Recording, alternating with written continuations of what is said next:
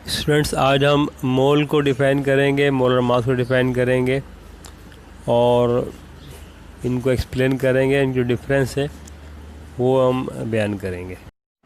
Student, आज हम मोल और मोलर मास को एक्सप्लेन करेंगे। आप देख रहे हैं कि इन दोनों टर्म को हमने एक ही बॉक्स में रखा हुआ है और दोनों को एक साथ टिक किया हुआ है, इसलिए कि इनका आपस में बड़ा गहरा ताल्लुक़ है। तो मोल को भी एक्सप्लेन करेंगे, मोलर मास को भी करेंगे। मोल का कंसेप्ट जो पेश किया उसमें कई नाम आते हैं। जर्मन साइंटिस्ट हैं ऑस्ट्रॉल, इनका नाम भी आता है। ये स्वीडिश साइंटिस्ट हैं जे बर्जीलियस, इनका भी नाम आता है। और ये करीब एक ही ज़माने के लोग साइंटिस्ट सारे हैं। तो इसकी जो डेफिनेशन बनती है वो हम पहले पढ़ लेते हैं, इसके बाद फिर हम इसको मैं एक्सप्लेन करेंगे मज़ीद।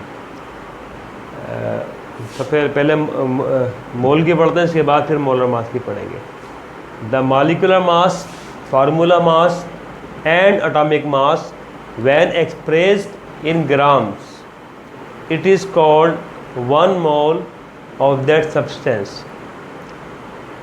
इसके अलावा दूसरी जो इसकी डेफिनेशन बनती है वो ये है कि a mole of a substance is defined as exactly 6.02 multiplied by 10 raised to the power 23 particles, atoms, molecules, ions और electrons of that substance।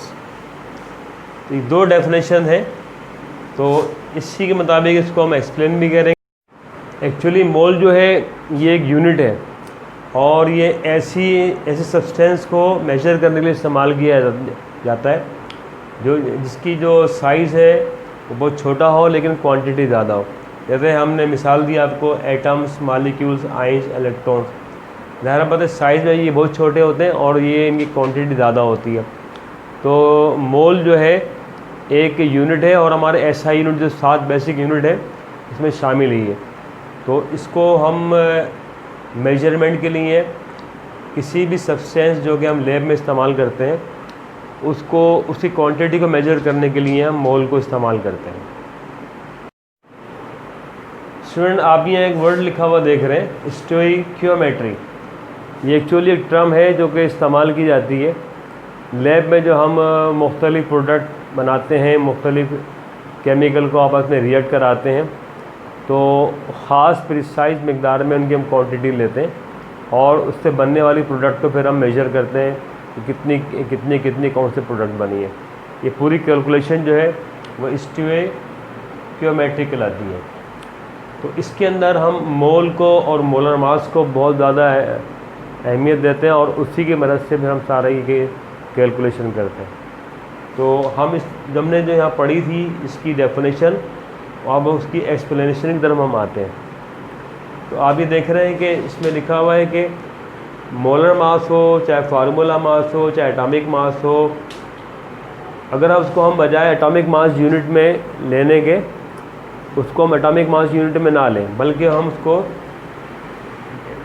When expressed in ग्राम उसको हम ग्राम में लें, क्योंकि प्रैक्टिकल यूज़ में हम एटॉमिक मास यूनिट को नहीं ले सकते, हमको ग्राम में ही लेना पड़ेगा। जब हम लैब में जाएंगे, काम करेंगे, तो हमको ग्राम ही में चीज़ें लेनी पड़ेंगी।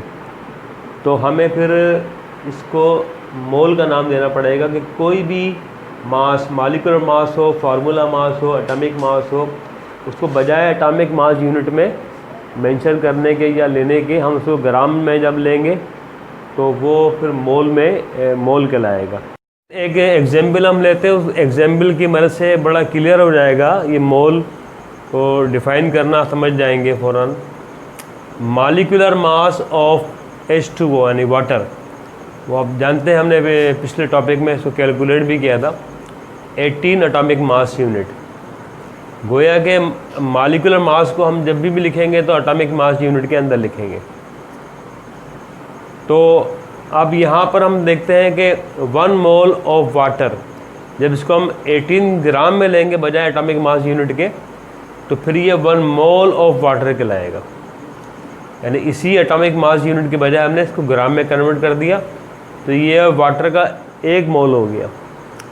इसकी क्वांटिटी हम डबल कर दें, 2 मोल्स ऑफ वाटर कर दें, तो फिर ये 36 ग्राम हो जाएगा, 18 टू द 36। अच्छा, ये फ्रैक्शन के अंदर भी हो सकता है कि हम मतलब 2.5 मोल लें, 3 मोल लें, 3.5 मोल लें। तो 2.5 मोल अगर हम वाटर के लेंगे तो 36 तो था 36 था 2 मोल्स ऑफ वाटर। अब हमने 0.5 मोल और बढ़ा दिया, तो ज़ाहिर है कि 18 का आधा इसमें शामिल कर लेंगे, 36 एंड 9 45। तो मालूम ये हुआ कि 1 मोल जो है वो उसके जब मॉलिक्यूलर मास को या फार्मूला मास को या एटॉमिक मास को हम कन्वर्ट करें बजाय एटॉमिक मास यूनिट के ग्राम के अंदर, तो फिर वो 1 मोल होगा, और अगर डबल क्वांटिटी कर देंगे तो 2 मोल हो जाएगा। तो इस तरह से ये मोल को हमने एक एग्जाम्पल की मदद से एक्सप्लेन कर दिया। हम अब आते हैं मोलर मास की डेफिनेशन की तरफ। जैसे आप देख रहे हैं कि molar mass of a substance is its relative molecular formula और atomic mass expressed in grams. तो बज़ाहिर तो लग रहा है कि ये मोल की डेफिनेशन में और मोलर मास की डेफिनेशन में कोई ख़ास फ़र्क नहीं है, तो मामूली सा फ़र्क है, लेकिन बहरहाल अच्छा खासा इसमें बड़ी वजाहत से बता देते कि देखें, इसी एग्जाम्पल को ले लेते हैं जो हमने इससे पहले डिस्कस की थी। आप देख रहे हैं कि 1 मोल ऑफ वाटर जो है वो 18 ग्राम है, और 2 मोल ऑफ वाटर जो है 36 ग्राम है। इसी तरह से 2.5 मोल हो सकते हैं, 30 और 3 मोल हो सकते हैं। लेकिन इसमें तो ये जो पहला वाला 1 मोल ऑफ वाटर, ये इसका मोलर मास भी कहलाएगा। वो है कि 1 मोल में जो क्वांटिटी होगी ग्राम के अंदर, वही उसका मोलर मास कहलाएगा। 2 मोल या 3 मोल या 5 मोल की क्वांटिटी मोलर मास नहीं कहलाएगी। तो 1 मोल वाटर का वो 18 ग्राम पर मुश्तमिल होगा, और ये 36 या 45 या दीगर जो है ये मोलर मास नहीं कहलाएंगे।